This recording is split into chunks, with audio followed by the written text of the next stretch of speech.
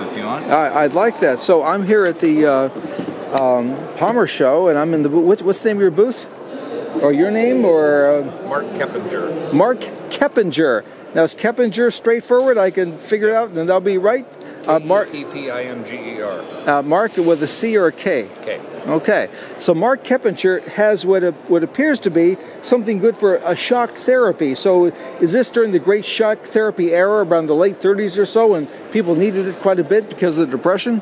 Well, when electricity was first popularized, you have to keep in mind... So when it's first popularized, you say like in the 1880s with the coming of the electric yes, absolutely. Bulb? Most people's experience with electricity was at a carnival where you'd hold on to a couple handles, someone would turn a crank and you'd jump. Sure. And keep in mind, this would happen about 10 years after covered wagons were rolling across the prairies. Not a whole big difference. A significant... So this is around 1870s, 1880s when the carnivals Yes. were doing that? Yeah, I mean, that kind of thing's been available then. But a small but significant segment of the medical community embraced this force as something that had healing properties. And a Dr. Abrams of England, he wrote a paper theorizing that every disease had a frequency that would cure it. And there were all kinds of very bizarre contraptions that came out of this, along with some things that were actually useful and some things they thought were useful that weren't. Now, has that theory been revisited? Because, you know, it actually kind of sounds like it kind of makes sense. Well, there were some useful things that came out of it, and these people weren't, in my opinion, geniuses. They were lunatics and experimenters, like Dr. Coolidge.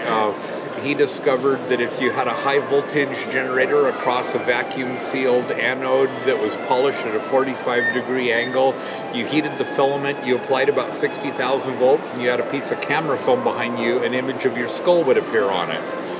That, of course, okay, now which category he? Genius or madman? Which category? Both. He's Absolutely both. both. Okay. Yeah, but this is a novelty to him because an image of your skull was appearing. And what eventually, what practical value did that have? Is that how we invented X-rays or sonograms? He was also the first person to die of radiation poisoning. Well, he was probably happy to give his life for his craft. You know, he never knew. And early on, there were fluoroscopes. So just make sure. Now, what was his name again? I want to make sure I got. I think it was Dr. Coolidge. Dr. Coolidge with a C or a K. C.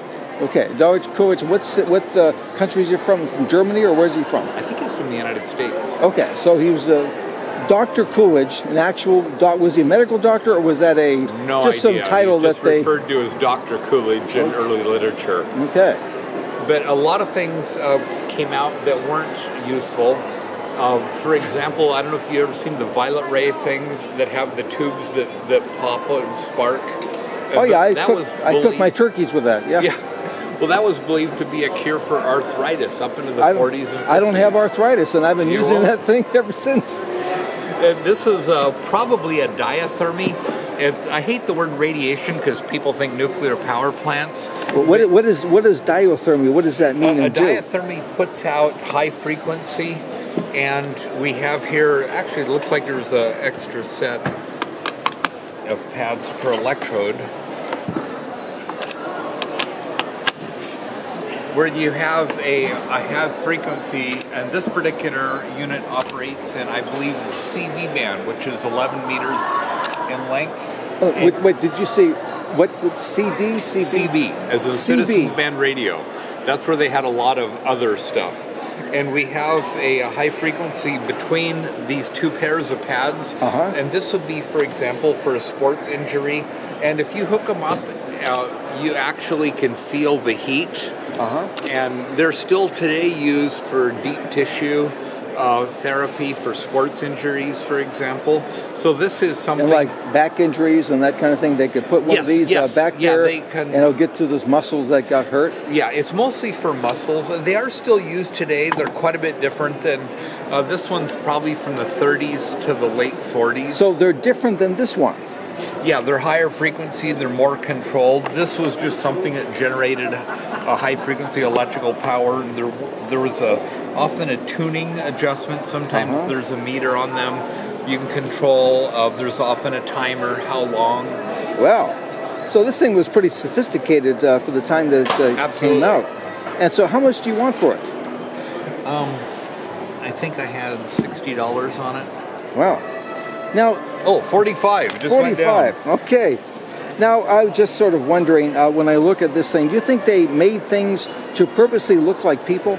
I mean, look at this. It looks like these look like eyes, and this looks like a nose, and this looks like a mouth. I never noticed that. I'm sure that. someone has. They typically don't look like that. They don't look very ergonomic. They're often just a box, and I have no idea who this... Yeah, with the mouth here, I mean, it's got a very human kind of look to it. This is the Amrex Electrical Instrument Company. Never heard of them. You want to get a picture of the nameplate? Yes. But there are a lot of companies out there that you've never heard of other than one thing that you find. This is kind of an alligator fake finish. Still in pretty nice original condition. I can't now, if someone were to buy this, what would they actually do with it? There are people that collect anything and everything. But this would be a particular kind of collector who might want this. Like a woman wouldn't buy this, right? I mean, isn't it something... Not. Especially if you've seen the rectal and vaginal electrodes that sometimes come with them. I've not. So one can get that accessory with something like this? You never know what you're going to find with these.